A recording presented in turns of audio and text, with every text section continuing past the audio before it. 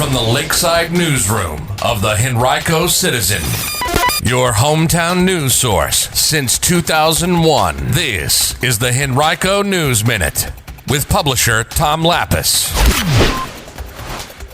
A shooting in the West End leaves one teenager injured and a house catches fire in Verina. So we'll have details about those stories and more in today's Henrico News Minute for Thursday, April 8th, 2021. It's brought to you today by Henrico County. And now for the news. One juvenile male allegedly shot another in the 1500 block of North Parham Road yesterday. That's across the street from Regency Mall. It happened just after 2:40 p.m. Henrico Police arrived quickly and found one teen injured. They detained the other and are not seeking anyone else in connection with the incident. The injured teen was taken to the hospital but with non-life-threatening injuries. If you witnessed the incident or have any information about it, call Henrico Police at 501-5000, or you can report it anonymously to Metro Richmond Crime Stoppers at 780-1000 or at p3tips.com. A large house fire in Verina last night caught the attention of passers-by on Newmarket Road and I-295. That's very near to Fordson Farm Lane, which is where the fire occurred. No one was injured in the blaze, which damaged a 1935 home on the site. There are limited fire hydrants in the immediate area, so firefighters had to use water tankers to supply water to the scene. The fire was very visible from I-295. Some good news after Henrico Police announced yesterday they were seeking a missing 15-year-old girl from the eastern part of the county. Late last night, she was found safely. LaFaye Franklin had been reported missing in the area of Laburnum Avenue and Harvey Road yesterday. Well, a few days ago, Henrico officials celebrated the 100,000th vaccination conducted at Richmond Raceway. The milestone happened more than 2 months after the efforts began at the complex. Tom Leonard, who operates the Tom Leonard's Farmers Market and Short Pump, scored the 100,000th dose. Henrico's Emergency Management Director Jackson Baynard credited public-private partnerships with helping the county achieve the goal so quickly. The site opened January 19th when Henrico joined forces with the Raceway and Westwood Pharmacy. Since then, more than 77% of Henrico seniors 65 and older have received at least one dose of the vaccine, and thousands of others in phases 1A, B, and C have been fully vaccinated. The state plans to open vaccinations to those in phase 2 by April 18th. A little bit of good news and a little bit of bad news on the COVID-19 front in Henrico from yesterday. The county reported 57 new cases. And after a slight increase last week, cases seem to be following a slight downward trend now. The 7-day moving average in Henrico of daily new cases is at 70.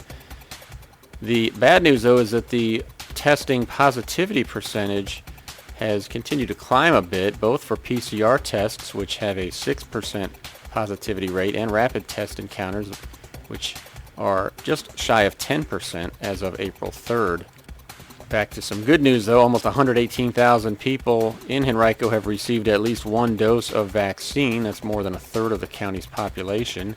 More than 65,000 have been fully vaccinated. And I'm excited to say that I will join their ranks later today.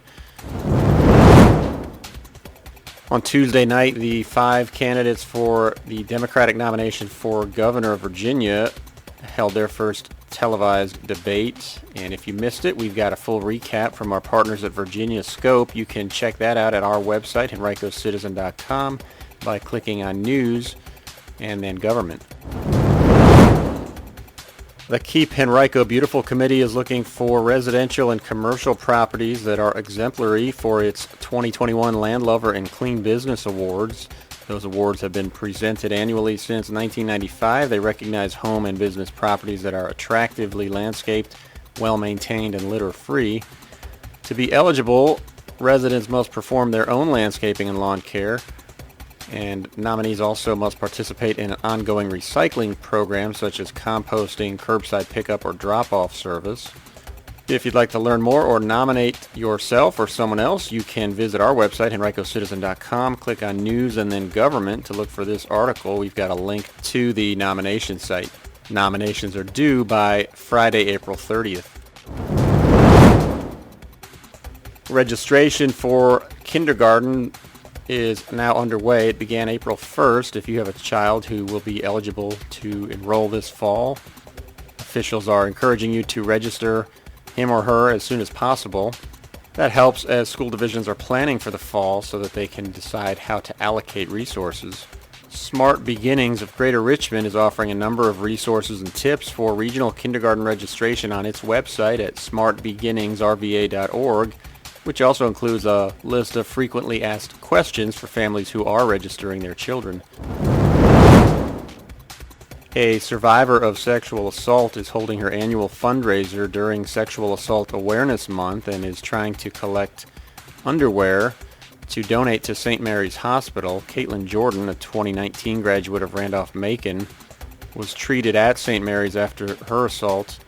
She said that following an assault, victims sometimes seek the services of a forensic nurse for an examination, and those exams often result in the victim having to give the nurse their underwear as evidence. The hospital in turn gives victims a new pair. She's hoping to help replenish the supply of underwear for men, women, and children. This is the third year of her Power to the Panties drive. If you'd like to donate or learn more, visit powertothepanties.wordpress.com or contact Jordan at 757-345-9369. Today's Henrico News Minute has been brought to you by Henrico County's COVID-19 Emergency Rental Assistance, providing assistance for those who've experienced economic impact related to the virus, such as job loss or furlough. Applications are available at henrico.us/DSS or by calling 501-5294.